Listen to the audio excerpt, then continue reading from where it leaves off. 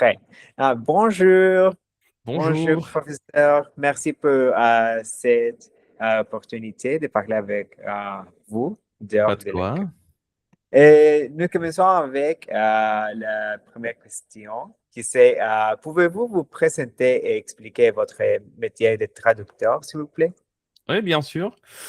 Et ben, bonjour, je m'appelle Juan Carlos Solís Rivera. Je suis professeur de langue étrangère. Je travaille avec plusieurs langues, notamment l'allemand, l'anglais, le français et l'italien.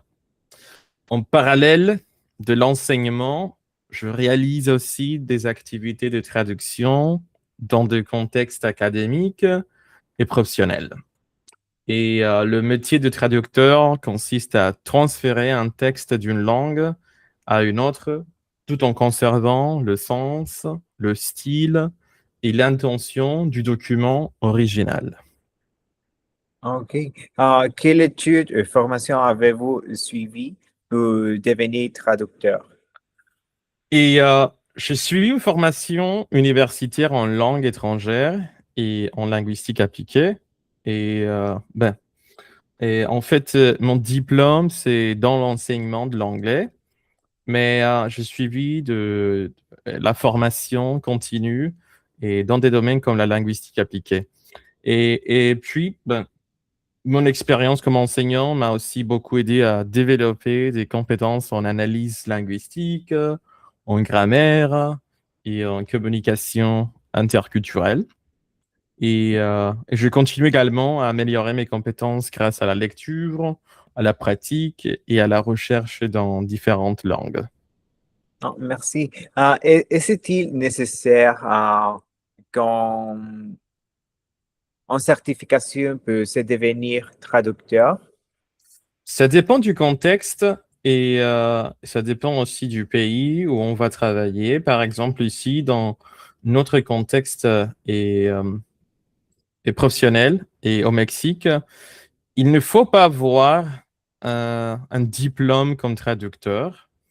Et évidemment, si on veut devenir un traducteur et officiel, c'est-à-dire pour avoir la capacité ou l'autorisation de traduire documents officiaux, par exemple, et actes ou ce type de documents, il faut s'enregistrer et, euh, de manière locale, et ça dépend par État. Ouais, comme tu sais, par exemple, au Mexique, c'est composé de 32 entités et fédératives qu'on connaît comme État.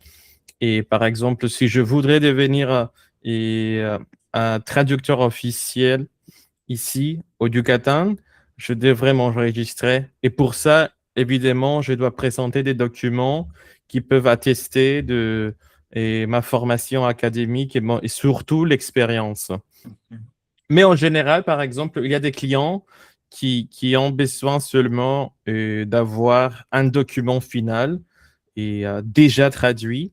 Et pour ça, je dirais qu'il ne faut pas avoir un diplôme, c'est-à-dire le client ne veut pas te dire, hey, s'il te plaît, donne-moi le diplôme pour savoir que tu es vraiment un traducteur. Non?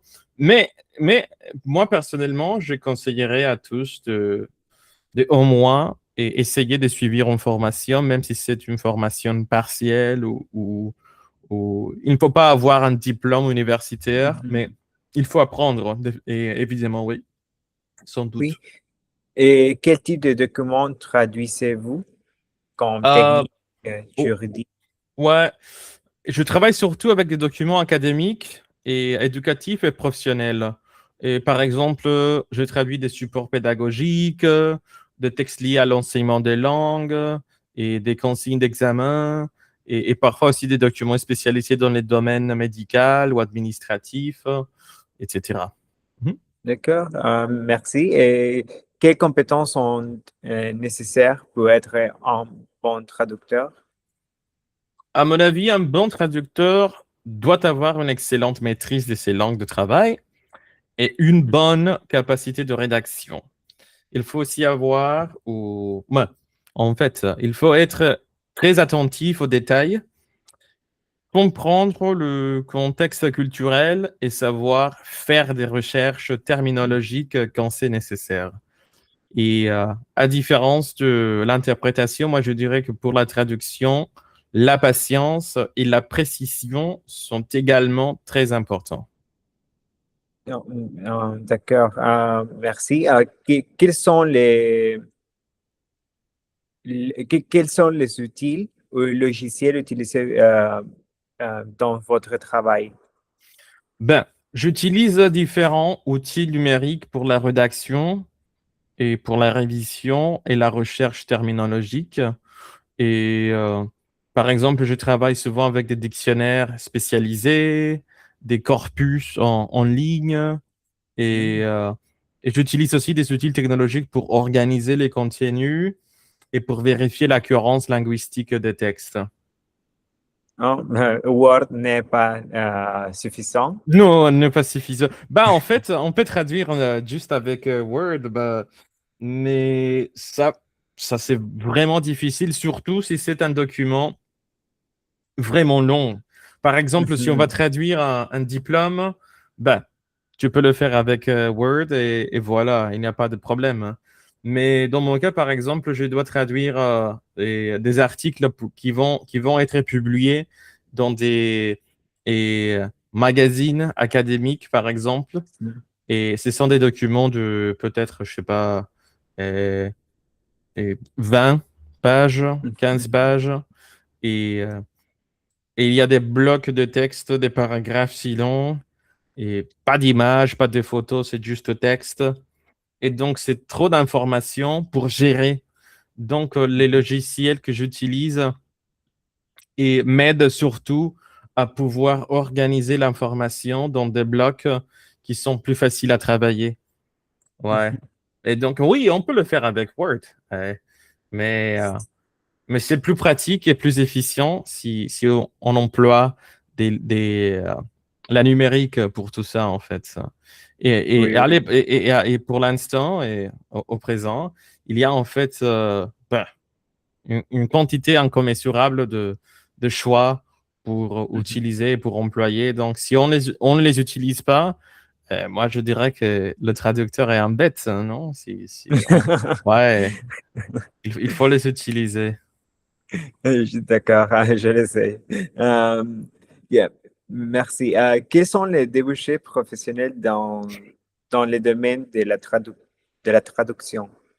Oh, ok, d'accord. Donc aujourd'hui, les traducteurs peuvent travailler dans de nombreux secteurs comme l'éducation, les entreprises internationales, les maisons d'édition, et organisations et gouvernementales, ou même les plateformes numériques. Et le développement du travail à distance a également créé de nouvelles opportunités pour les traducteurs freelance, non? Les Mhm. indépendants. Oui, merci. Et finalement, quel conseil donneriez-vous à un étudiant qui souhaite devenir traducteur? Ben, et tout d'abord, je lui conseillerais de lire beaucoup dans ses langues de travail et de pratiquer la rédaction régulièrement. Et je pense aussi qu'il est important de développer une bonne culture générale et d'apprendre à faire des recherches fiables. Et surtout le dernier, non? Et avoir la capacité de faire des recherches fiables, c'est vraiment important dans le domaine de la traduction parce que c'est impossible et, euh, de connaître tout, c'est-à-dire Mhm. dans tous les domaines de connaissances, non? Et en tant que traducteur ou interprète, on est évidemment familiarisé avec la linguistique et tout ça. Mais ben, les probabilités de devoir traduire un document sur linguistique, ou sur les langues soi-même, sont vraiment, vraiment basses. C'est-à-dire que, ouais, la plupart du temps, et on va traduire des documents vraiment techniques qui peuvent appartenir au domaine de la physique, les mathématiques, la santé, le droit, des choses culturelles, on ne sait jamais, non? Et c'est pourquoi c'est vraiment important d'avoir, et ce que comme j'ai dit, comme j'ai cité, une bonne culture générale et pouvoir apprendre à faire de recherche. Parce que si je ne connais pas, c'est possible, c'est acceptable de ne pas savoir, mais ce que ne serait pas acceptable, c'est de ne pas pouvoir faire de recherche fiable. Et enfin, il faut être curieux, discipliné et prêt à apprendre constamment parce que les langues évoluent toujours. Hmm. Oui, oui, nous ne pouvons pas traduire des expressions que les jeunes utilisent. Ouais, exact. Oui, oui, C'est oui. ça. Merci pour votre temps et je vous remercie aussi pour cette interview. Ça me Ouais, très bien. ouais, moi ravi, c'était un plaisir. Merci. Pas de quoi.